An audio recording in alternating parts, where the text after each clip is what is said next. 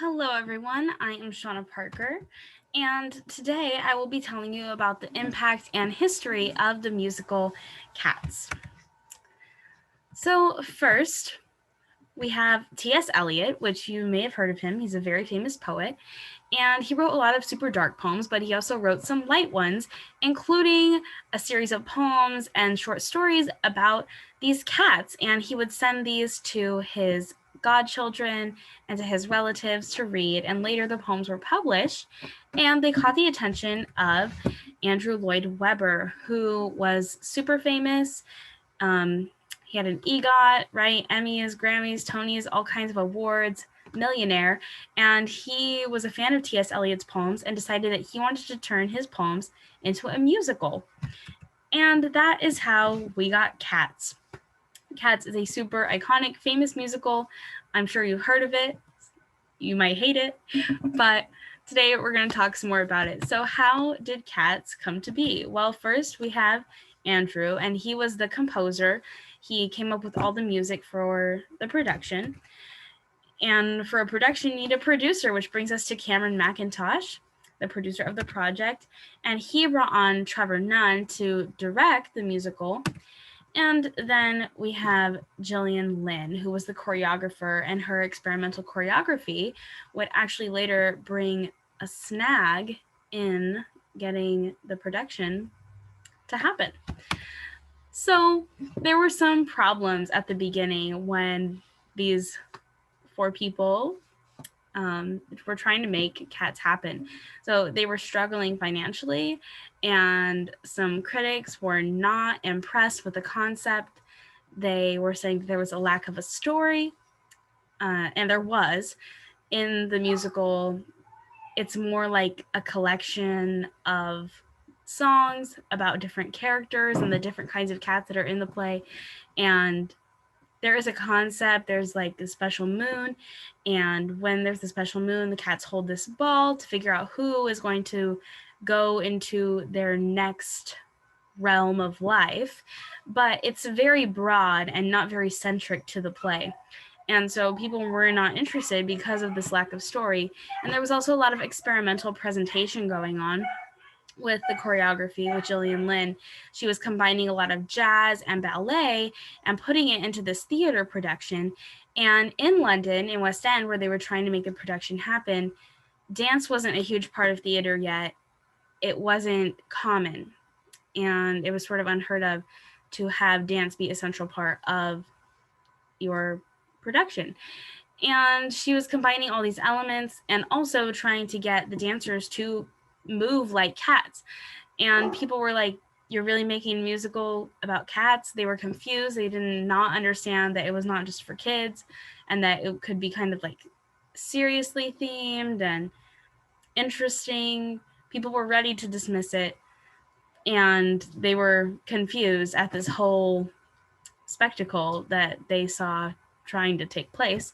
But despite its initial problems, Cats opened on May 11th, 1981 in London's West End, and it would be performed there for 21 years. The musical was wildly successful. It stands still as the fourth longest running Broadway show with nearly 9,000 performances, and the sixth longest running show in West End with nearly 7,500 performances. And Cats also became a global phenomenon. It was performed all over the world in thousands of theaters, thousands of times. Super crazy popular. Cats would change the musical theater in several ways. First, there would be the commercialization of the musical. When Cats came out and it started to become really popular, you saw this huge like awakening of product for the musical. There was just stuff everywhere. Some of it was super creepy, as you can see down here with these dolls. Some of it's cool, right? Cool umbrella, cool hoodie. This t-shirt over here would actually become the second most popular t-shirt of the whole decade. In the 80s, there was the Hard Rock Cafe t-shirt, which was the number one selling, and then the Cats t-shirt. And it just blows my mind that this musical was so popular that it was the number two selling t-shirt out of anything. That's so crazy. The production also brought some new technology. So in Cats, you can see over here at the stage, there's a lot of lighting design and this really complex set going on. And Cats was one of the first productions to use automated lighting to kind of continue the story and hold the set together. And you can see some of the interesting lighting going on down here around a group of performers. And they also use these radio set mics where each individual performer was mic'd up separately. And this system is still used widely today. And it was one of the first productions to use this kind of audio technology. It also brought about the rise of the mega musical. As we see some of these posters drop in, chances are that if you don't live under a rock, you've seen or heard of some of these, right? These musicals are highly commercial, they make lots of money, lots of product, and they are widely popular with a range of audiences, especially Hamilton recently. If you didn't have a Hamilton phase, you probably know someone who did. Personally, I've seen it 3 times. My school went twice, and then my family decided to go. So I did have a Hamilton phase, but the point is that these musicals, they were so popular globally, made tons of money, were popular with audiences, not necessarily critics. And that's important because it changed who was deciding which things were popular.